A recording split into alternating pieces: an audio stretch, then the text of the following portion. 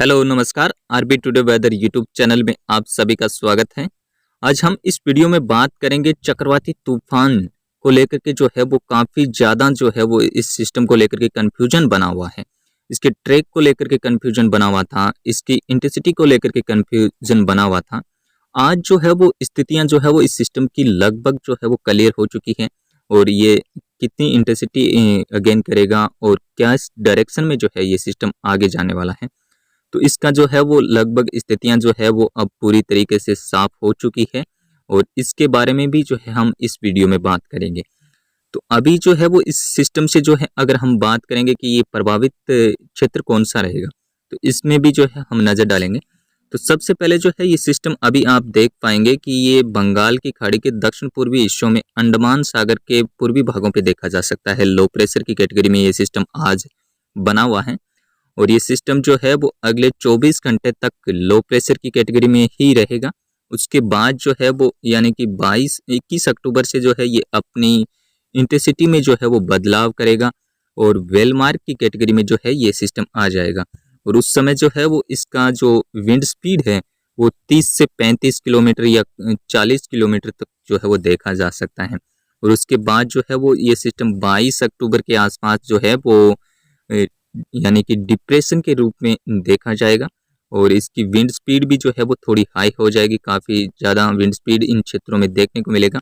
मध्य बंगाल की खाड़ी में जब ये सिस्टम डिप्रेशन का रूप लेगा तो इसका विंड स्पीड जो है वो 40 से 60 किलोमीटर प्रति घंटे की स्पीड से जो है वो हवाएं इसके आसपास घूमेगी।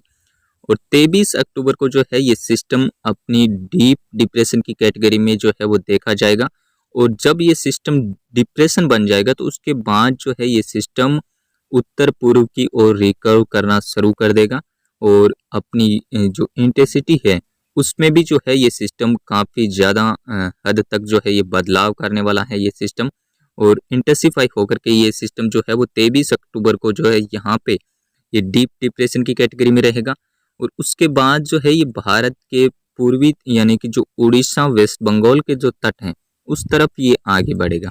यानी कि इसकी जो संभावनाएं हैं वो उड़ीसा के पूर्वी जो तट हैं इस तरफ जो है ये सिस्टम आगे बढ़ेगा। और समुद्र में जो है वो जब ये सिस्टम तटों के पास पहुंचेगा तो उस समय जो है ये सिस्टम साइक्लोनिक स्टॉर्म का रूप लेगा।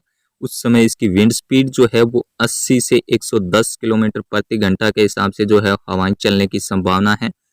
और जब ये लैंडफॉल करेगा उसके बाद भी जो है ये सिस्टम साइक्लोन की कैटेगरी में रहेगा। यानी कि 25 अक्टूबर को ये सिस्टम जो है वो भारत के तटों से टकरा सकता है।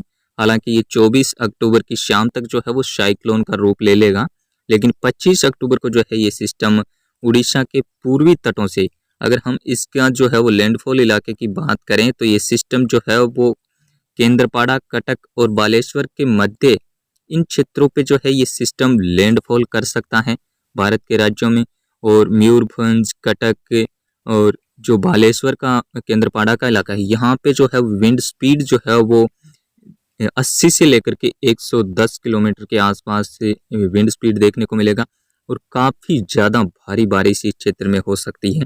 और इसके अलावा इसके बाद जब भी ये सिस्टम लैंडफॉल करेगा तो उसके बाद में जो है वो इसका डायरेक्शन ऐसा रहेगा कि ये भारत के तटों के सहारे चलेगा और यानी कि जो वेस्ट बंगाल का इलाका है उस तरफ ये सिस्टम आगे बढ़ेगा।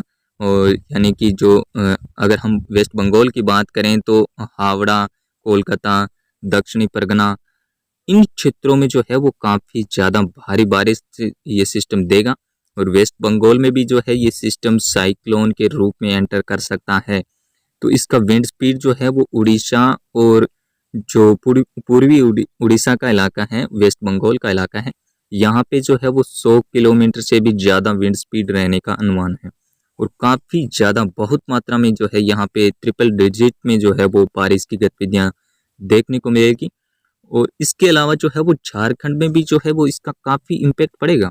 इस सिस्टम का जो है वो जो पूर्वी झारखंड का इलाका है, रांची तक जो है वो विंड स्पीड जो है वो 60 से 75 किलोमीटर या फिर उससे भी ज़्यादा विंड स्पीड इस सिस्टम का इन क्षेत्रों में देखने को मिलेगा। और इससे अगर प्रभावित राज्य विशेष करके झारखंड, उड़ीसा और वेस्ट बंगाल होगा। और उसके बाद ये सिस्टम जो है वो बांग्लादेश से होते हुए पूर्वी भारत की तरफ आगे बढ़ेगा। जब इससे जो है वो पूर्वी भारत पे भी जो है वो इस सिस्टम से बहुत भारी बारिश होने की संभावना रहेगी। Heavy to very heavy rain के चांसेस पूर्वी भारत के साथ साथ जो है वो उड़ीसा वेस्ट बंगाल में जो है विशेष करके heavy to very heavy rain यानी कि काफ़ी भीषण वर्षा इन क्षेत्रों में देखी जा सकती है। इसके अलावा इस सिस्टम का जो है वो बिहार, छत्तीसगढ़, आंध्र प्रदेश में जो है वो मीडियम प्रभाव देखने को मिलेगा, यानी कि यहाँ पे जो है वो मध्यम से भारी वर्षा रहेगी।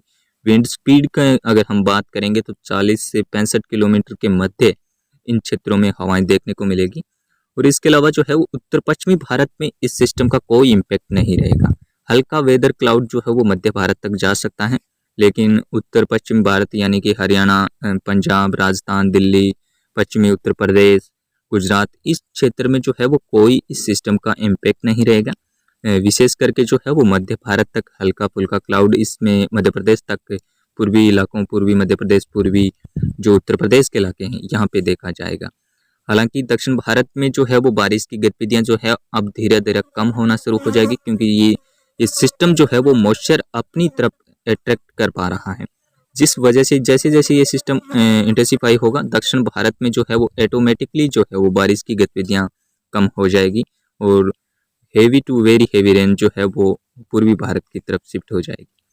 तो इस वीडियो में जो है हम आगे इसमें क्या बदलाव हो सकता है, विशेष करके हम जब डीप डिप्रेशन बनेगा तो ये सिस्टम जब रिकर्व करेगा तो उस समय जो है ये सिस्टम अपना जो एक्चुअली में डायरेक्शन क्या है वो ये सिस्टम बता पाएगा।